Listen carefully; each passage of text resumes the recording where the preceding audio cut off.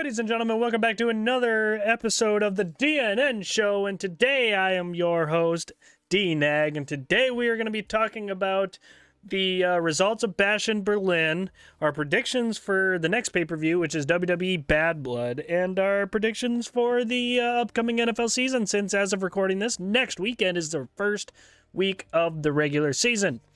Now, starting out with WWE Bash in Berlin. To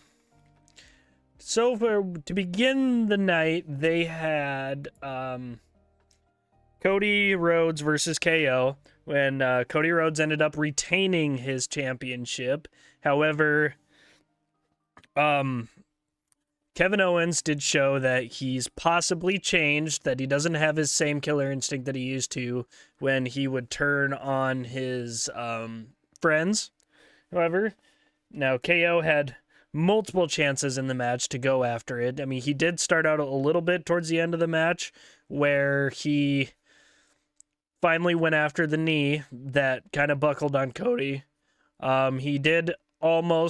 He thought about going after doing his buckle bomb on the apron, which has hurt a lot of people that he's done that to.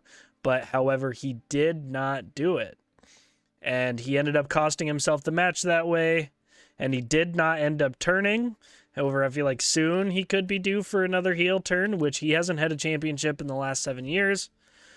So that is one crazy thing to think about, that he used to do a lot in the WWE title-wise, but now he has not very much. But we will see how he does with that. Otherwise, I thought it was a good match. It was a very solid match. However, like I said, we did not see the killer instinct that KO used to have, which ended up costing him the match.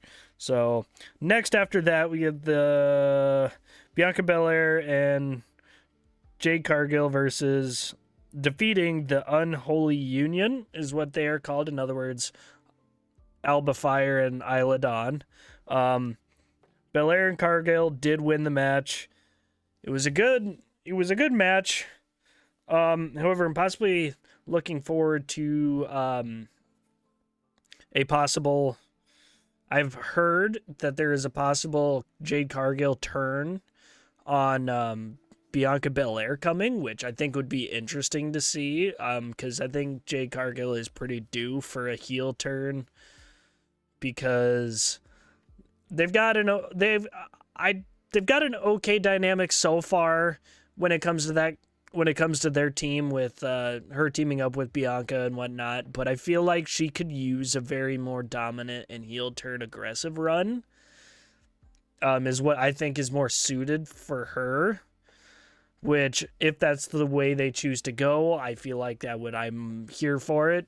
It's curious to see what they do with it. However, in the sense of the match, I feel like it could have been a better opportunity to keep the titles there. And if they do go that route with the heel turn, I feel like it would have been better to keep the titles on the Unholy Union and have Cargill cost Bianca and them the match. However, it was a good ending, really good tag team or like team finisher ending kind of thing at the end of the match to ultimately won them the championship. However, like I said, I do feel like it would have been better off keeping the titles on who they are now and having the heel turn happen there. But I suppose it's going to be a bigger pop when she turns heel on her with the championships and cost them the match. But, however, if they're not doing it that way, I feel like it should have been better off keeping them at the titles there. But that's just me. Like I said, that's just my opinion. So, next match after that was the strap match where CM Punk defeated Drew McIntyre. Heard it was a very, very solid match and a great ending with CM Punk hitting 3 GTSs on McIntyre and going around and he saw the bracelet on his hand. I think he took it back. Hit 3 GTSs on him and went around and won the match. Which, those strap matches with the four corners things, those are always good matches, especially like when you think back to Cena versus Rusev, pretty much USA versus Russia kind of thing. that was a really good match for the United States Championship. But however, this was a really good match, really well done, and I'm curious to see if they finalize their rivalry at Bad Blood, possibly in a Hell in a Cell match to finish things off. But overall, like I said, it was a really good match, and the part that I liked is the smart play by Punk. When Drew had him hoisted up on his shoulders and he was going around the ring and touching the four corners, but as CM Punk was on his shoulders, Punk was also touching the corner after he would start walking away from it. I thought that was a really smart move to do, and especially since Drew didn't see it because he would turn around and then Punk would just right onto the corner and light it up as well. I think that was really smart, but overall solid match. I liked it. I did. Next we had the mixed tag match. Priest and Rhea defeated Liv and Dom. It was a good match. However, one that I hope to see that the Judgment Day get booked a little bit stronger looking, I should say. In the sense of they came out and they got beat around by the Terror Twins. I get it. The Terror Twins are the faces there, which for some reason I don't find Rhea's character as... Me personally, I don't find Rhea's character as believable as a violent babyface, in a sense. Now, but at the same time, I get it. They got turned on, so they're just kind of like, maybe like an anti-hero kind of thing, which I get it. But I do hope to see the Judgment Day get booked a little bit better and a little bit stronger, in the sense of more like mischievous and actually getting the results they want when they start interrupting the matches, which it seems like they interrupt the match and 90% of the time it just doesn't go their way and they get ran out like chickens when Rhea and Priest are in the ring, which Rhea Ripley and Damian Priest are the better, like the strong. They were the stronger ones of all the group, which you get it. But I just wish I could have seen a little bit more effectiveness out of the Judgment Day charging in, and also at the same time, Finn also, like, he doesn't want to get hit by Priest quite yet, because he always did say, I'm gonna wait until you're more, told Priest, I'm gonna wait until you're till you're comfortable, and then I'm gonna hit you, and then I'm gonna attack you and I'm gonna make you pay for it, which I'm really hoping to see that kind of a match now at Bad Blood, at the next pay-per-view, Bad Blood, where Finn finally takes on Priest. Now that after the match, after the pay-per-view was over, they did an interview with Priest and Rhea, and he said that they felt more on fire and they felt comfortable, and now that I want to see Finn start really taking it to Priest and start messing with him and hitting him every now and then and costing him more opportunities and whatnot, and end up seeing that at Bad Blood, which is in October, I think. But overall, it was a good match. I liked it, and I liked the progressions of it. But then the next final match, we had the World Heavyweight Championship match. Gunther defeated Randy Orton, which that I thought was easily the best match of the night. Both people beat the absolute hell out of each other, and there was no doubt about it. I mean, Randy really took it to Gunther and just beat the shit out of him, and Gunther did the same thing back. I mean, I thought the ending was nice, where Randy really, really tried to get out of that sleeper hold. I thought even as long as it took him to get Gunther into the ring and having him suddenly get up, chop him, and put him in the sleeper hold was kind of cheese, but it was a good ending regardless, because I'm sure I wanted Randy to win this match, but however, I do feel like with the constant scrutiny that Gunther didn't actually win the King of the Ring, that they wanted Randy to lose to Gunther to solidify that I won. this is my title. Now get on with it. I wanted Randy to win to see him kind of get retribution for that and say you didn't actually win the match, that I should have been the one getting the title match, but it didn't go that way, and Gunther solidified that he did it, that he won. It's his title. So, which is good for that, but my predictions that I want to see, I don't have quite all the ones yet. I don't know who's really going to take after Gunther after that, but the matches I do want to see at Bad Blood, I definitely want to see Punk and Drew in a Hell in a Cell. I do also want to see, like I said, Damian and Finn Balor in a match.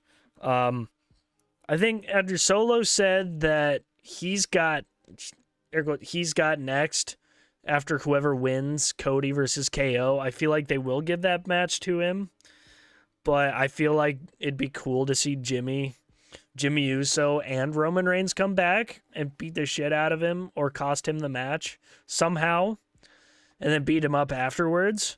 That would be nice to see, especially to set up something. I want to see something to like start setting up for a Civil War Games match in Survivor Series that is not the match after, not the pay-per-view after Bad Blood, because the one after that's Crown Jewel, but it's the one after that, which I don't know what date that is,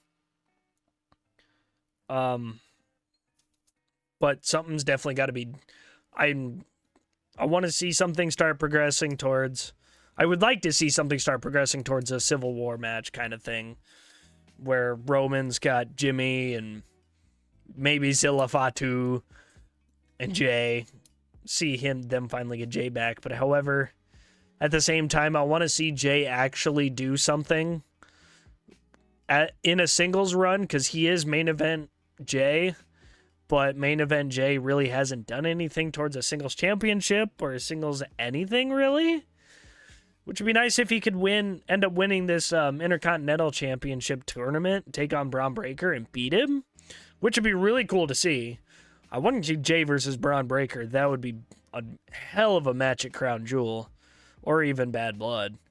I think it's at Bad Blood would be that Intercontinental match. But yeah, I want to see him actually win something before going on to a Civil War, kind of going back to the Bloodline kind of thing, but you never know. I mean, maybe they say he's got his fix already as a solo run, and they finally, set things aside and take on the new Bloodline.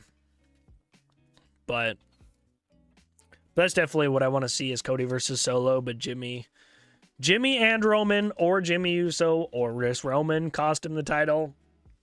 Whatever it may be, I want to see something progress towards that.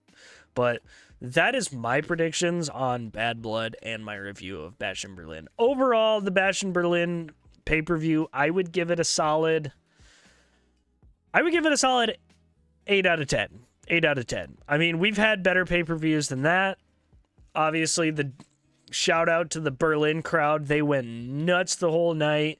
They were crazy and they were loud. You could even hear it through the screen how loud they were getting, and I couldn't imagine how loud it was in the arena itself, but I would give it a solid 8 out of 10. Now I'm going to move on to my predictions for the NFL season, and I'm going to start with my favorite team, obviously, the Pittsburgh Steelers. As a week ago, I think they said that Roman, oh my God, switch your mind there, buddy, to NFL, that Russell Wilson is the starter for Pittsburgh starting week 1. However, they did say that Mike Tomlin did say that I wouldn't be surprised if there was any packages with Justin Fields going out there, which would be really crazy of a dynamic to see for Pittsburgh.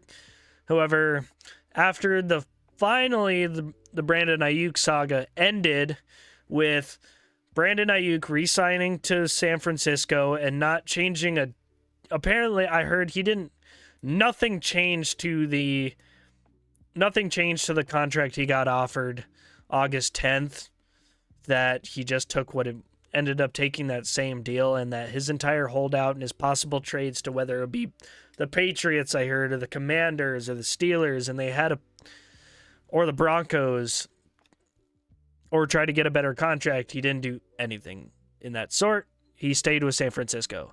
Now, I did also hear that Brandon Ayuk, now this is just what I've seen. Like I said, I can't confirm whether this was true or not. I did see that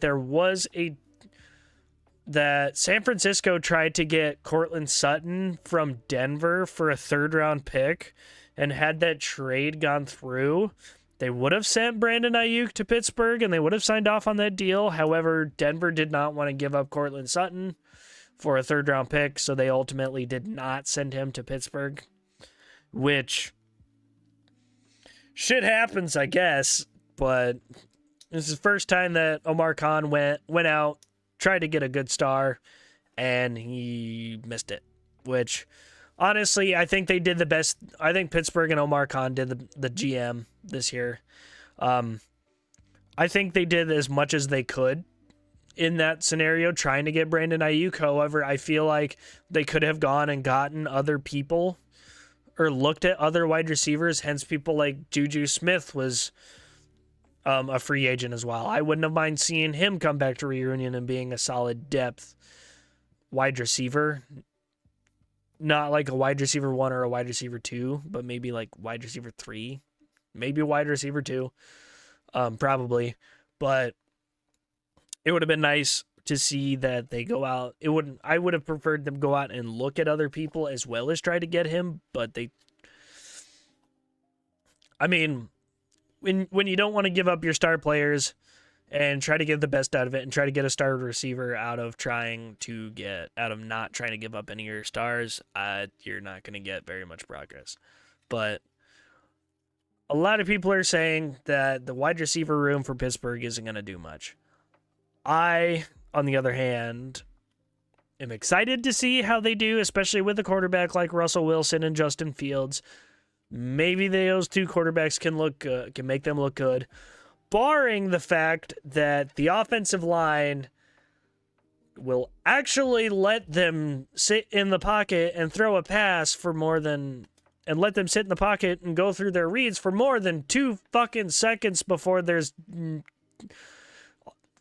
defensive line's sitting in his fucking face. That was the one thing that worried me when I was watching the preseason this year, is that the offensive line really did not let them get a chance to do anything. Obviously, Russell Wilson doesn't run as much as he used to and make plays. Most of the time he sat there and he took the sack, and that was it. Not a lot of explosiveness came out of Pittsburgh's offense this preseason. However, it's the preseason. You look at your depth, you see the other players that you got, so you don't really release your tricks and release your fully strong offense, which obviously it's also a brand new offense for them this year, bringing in an offensive coordinator like Arthur Smith.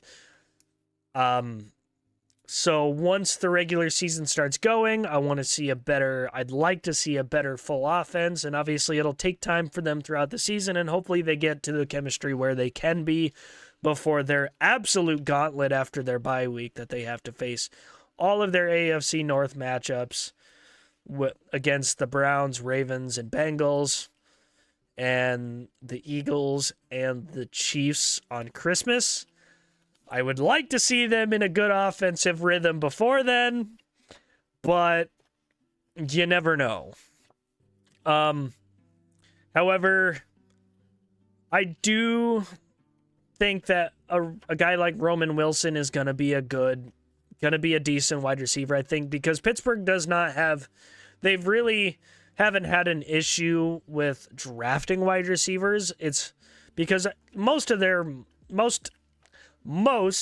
wide receivers that they draft are good, aside from guys like Chase Claypool, Deontay Johnson was good. However, he just really didn't want to stay in Pittsburgh. But people like George Pickens, they draft these guys. They are such good wide receivers. So I think Roman Wilson can be one of those wide receivers that is really good for Pittsburgh, but it's just barring that they keep people like that I'm hoping they re-sign once George Pickens is up for a contract extension. I hope they sign him to a good long wide receiver deal because he is a nasty wide receiver. He just needs a good quarterback to back him up. Kind of like Antonio Brown needed Big Ben just as much as Big Ben needed Antonio Brown. I mean, to be a good wide receiver, you have to have a good quarterback that will help. I do feel like Pittsburgh is going to have a winning season. Oh, not a winning season. I feel like Pittsburgh will have a 500 season again. They will get a couple of those. They need to get a couple of those matchups with their AFC North matchups because they face all three of them twice in their last stretch of the season. I feel like they're going to pick some of those up. Their first half of the schedule is a hell of a lot easier than the second half, so I feel like they could, as long as they get a good running in the first half, they could pick up some of those important games and stay at 500 afterwards. However, I don't think they're going to hit the playoffs this year, but I do feel like given the chance to lead, given the right team around him, I feel like Justin Fields could be the long-term. I hope Justin Fields could be the long-term option for them now that they picked him up from Chicago, which if you would have told me at the beginning of this season that Pittsburgh would have Russell Wilson and Justin Fields as their quarterback room compared to Kenny Pickett, Mitch Trubisky, and Mason Rudolph, I'd have told you you were complete bullshit. But now that they have it and now that it is the case, I don't feel like they will. I really don't see them re-signing Russell Wilson to a deal after this year. I feel like they let him walk and let Justin Fields take the reins is what I would think you would do, is take a guy like Russell Wilson, give him a chance to go have a year run, especially because they have him under a 1-year veteran minimum because Denver has to pick up his tab big time. And then let him walk afterwards, after the year, and give a guy like Justin Fields, who can be a good quarterback under the right circumstances, under a solid offensive coordinator, under a solid offensive line that'll give him a chance to go through his reads. He could be good. There could be potential. I could have said the same thing about. I could have said something similar with like Kenny Pickett, that Kenny Pickett really needed to have a kind of challenge to pick up QB1 and keep his QB1 spot, because he really did not improve from year 1 to year 2. And it was unfortunate that once Russell Wilson was signed that he wanted to dip out, but now that we have Justin Fields, I feel like he could be a very good long-term franchise quarterback. However, like I said, I don't think they're going to make the playoffs this year, but the next couple of years, 2, maybe 3 years, I could see it being a good deep playoff team, especially under their current GM. Now, for the playoff-wise, Kansas City is obviously, as usual, they're going to keep their run in. They're going to keep their run into the playoffs and a chance for their Super Bowl pretty high, barring that Hollywood Brown gets healthy. Barring that Hollywood Brown gets healthy again. Obviously, they picked up Xavier Worthy this year. Oh.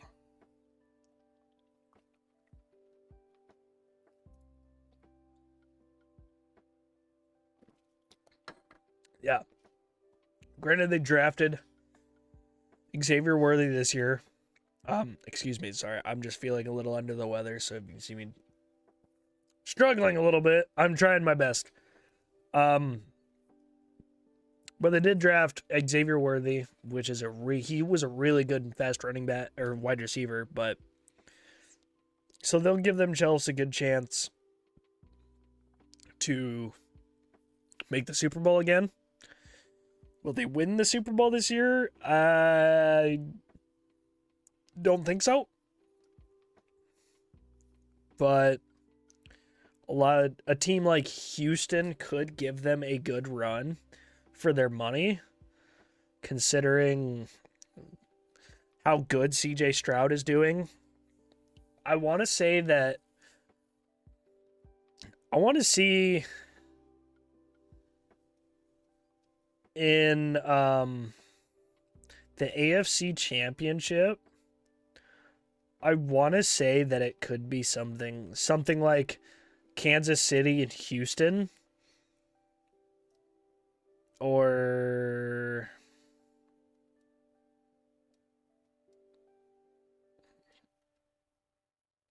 maybe, yeah, I think it's going to be Kansas City and Houston, to be honest. Because, and especially because Kansas City is going to win the AFC West again, because teams like LA are not as good this year.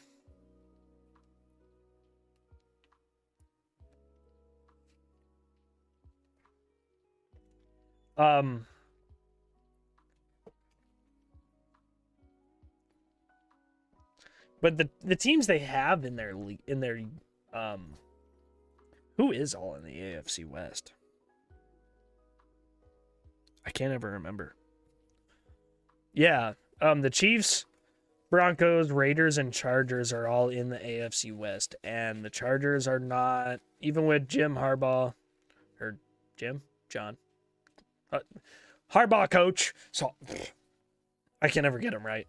Even with their new coach, the Chargers aren't gonna be as good this year. Neither are the Raiders. The Raiders are all sorts of a mess with Gardner Minshew starting at quarterback.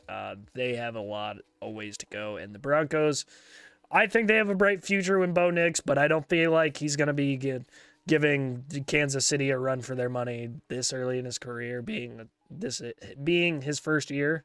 I don't think they're going to give Kansas City a run for their money. So obviously the Kansas City is going to be their AFC West champions. But I feel like right now I will say that the AFC Championship this year in the playoff comes down to Kansas City and Houston. I feel like Houston's going to be really good this year, and they're going to make a big improvement, and that they will make the AFC Championship game. Now, the NFC-wise,